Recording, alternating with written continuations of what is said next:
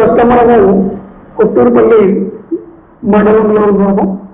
మాజీ ఎంపీటీసీ ప్రస్తుతము సర్పంచి అభ్యర్థి కాంగ్రెస్ నుంచి పిలువైనటువంటి ఇంద్ర లలిత కనకయ్య గారితో ఉన్నాం. అన్న నమస్తే.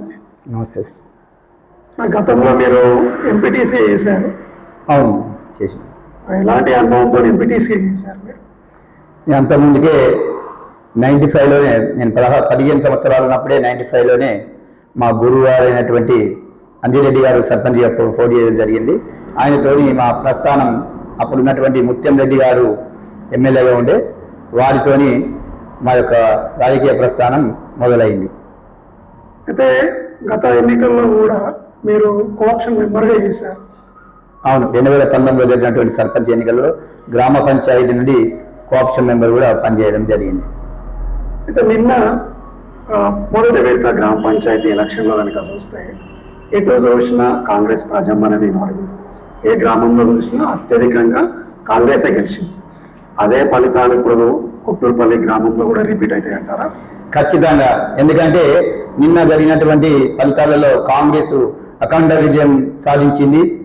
తెలంగాణ రాష్ట్రంలోనే రేవంత్ రెడ్డి గారు చేపట్టిన ప్రజాపాలన కార్యక్రమంలో భాగంగా మరి ఇందిరమ్మ ఇండ్లే కానీ, రేషన్ కార్డులే కానీ, సన్న బియ్యమే కానీ, మరియు ఉచిత కరెంటే కానీ, ఇవన్నీ ఫ్రీ బస్సు కానీ ప్రజలకు సక్రమంగా అందుతున్నాయి. కాబట్టి కాంగ్రెస్ విజయడంగా మోగింది. రేపు జరిగే కుగునూరుపల్లిలో జరిగే ఎన్నికలలో కాంగ్రెస్ భారీ మెజారిటీతో గెలవబోతుంది. జనరల్గా జిల్లాలో ఎట్లా ఉంటుందంటే కాంగ్రెస్ ప్రభుత్వం ఉంది కాబట్టి కాంగ్రెస్ ఓటేస్తే నిధులు వస్తాయి అని ఒక అపోహ ఉంది. ఎందుకంటే కాంగ్రెస్ ప్రభుత్వం ఇంకా 3 సంవత్సరాల అధికారం ఉన్నది. మొన్ననే 18 ఇందిరమ్మ ఇండ్లు రావడం జరిగింది.